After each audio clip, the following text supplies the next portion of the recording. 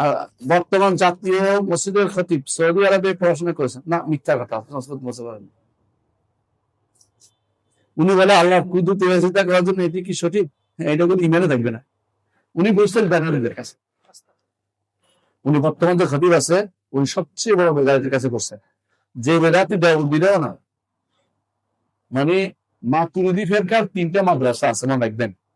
মাতুরিদি ফেরকা বুঝেন, যেগুলো আল্লাহর নাম গুণকে অস্বীকার করে, অনেক কিছু। মাতুরিদি ফেরকার বই আছে আমার, মাতুরিদি আকীদা মানহাজ, বইটা পড়বেন তো বুঝতে পারবেন। বাংলাদেশে বেশিরভাগই আকীদা বিশ্বাস করে, এই যে বড় বড় মাদ্রাসাগুলো বেশি না, কওমি হুজুর এগুলো সবগুলো আকীদা বিশ্বাস, খারাপ আকীদা।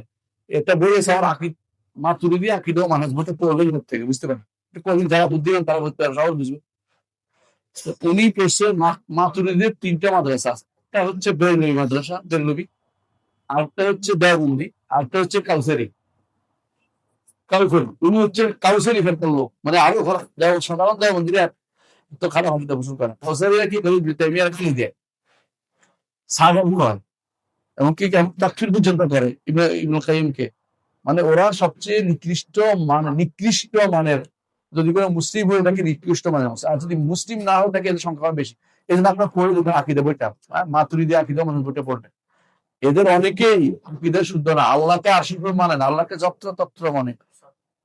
এরা এদের পিছনে নামাজে হবেন, যারা এরকম বিষয়টা নামাজ হবেন, বুঝতে পারছেন? না জানলে আল্লাহ নামাজ হয়ে যাবে। জানার পরে যে লোকে আল্লাহকে সর্বত্র সত্তা কথা বিরাজ মনে করতেছে, এই ব্যক্তি ইমানদার নয়, কাফের।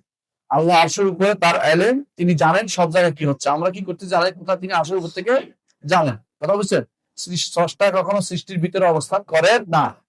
জি, কুদরতি ভাই চিন্তা করা এটা কুফরি কথা, কুফরি। হ্যাঁ, কুদরতি ভাই তো কুফরি, বুঝছেন তো?